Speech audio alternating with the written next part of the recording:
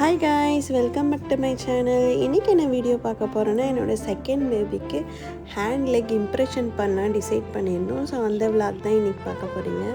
Single பாத்திரம் நிறைய இருந்துச்சு. ஸோ அதையும் வாஷ் பண்ணிவிட்டு சிங்க்கையும் நல்லா க்ளீன் பண்ணிவிட்டேன். மார்னிங் டிஃபனுக்கு தோசையும் தக்காளி சட்னியும் ரெடி பண்ணியிருந்தேன். என்னோடய பேபிக்கு இங்கே தான் இம்ப்ரெஷன் எடுக்கலாம் நாங்கள் டிசைட் பண்ணியிருந்தோம். ஸோ இந்த பிளேஸை கொஞ்சம் நீட்டாக வைக்கலாம் அப்படின்ட்டு லிஷானோட திங்ஸ் எல்லாத்தையுமே நான் வேறு ரூமில் அரேஞ்ச் பண்ணி வச்சுட்டேன். நம்ம சின்ன பசங்களாக இருக்கும் போது நம்ம அம்மாக்கெலாம் நம்ம இப்போ செய்கிறத விட அவங்களுக்கு நிறைய வேலை இருந்திருக்கும்.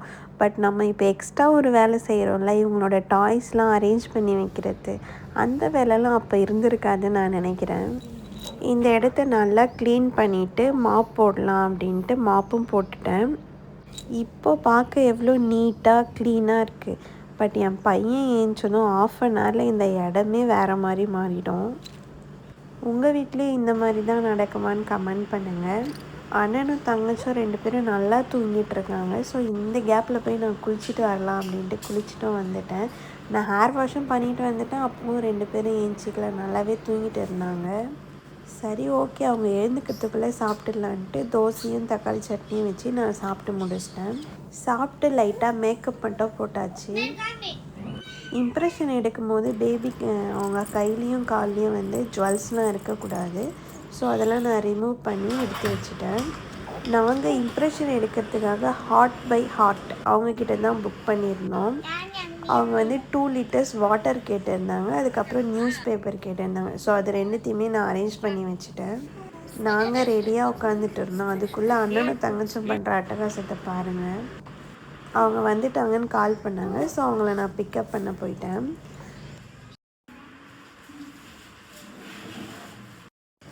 அவங்க 2 லிட்டர்ஸ் வாட்டர் கேட்டிருந்தாங்க, நான் சொல்லியிருந்தேன்ல, அது வார்ம் வாட்டராக இருக்கணும். ஸோ அதனால் ஹீட் பண்ண சொன்னாங்க. இப்போ நம்ம எடுத்த வாட்டர் ஆர்ஓவாக இருக்கலாம், இல்லைன்னா கேன் வாட்டராக இருக்கலாம். நார்மல் வாட்டராக இருக்கக்கூடாது. தண்ணியும் ஹீட் ஆகிடுச்சு. குடிச்சு தான் அவங்க மிக்சிங் ஸ்டார்ட் பண்ணிட்டாங்க.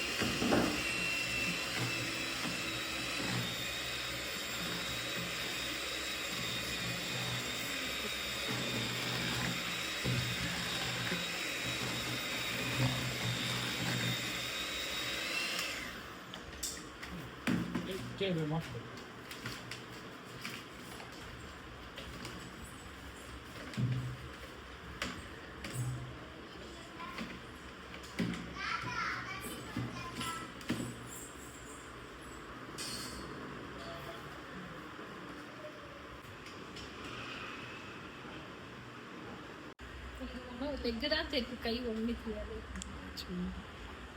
Okay ma'am.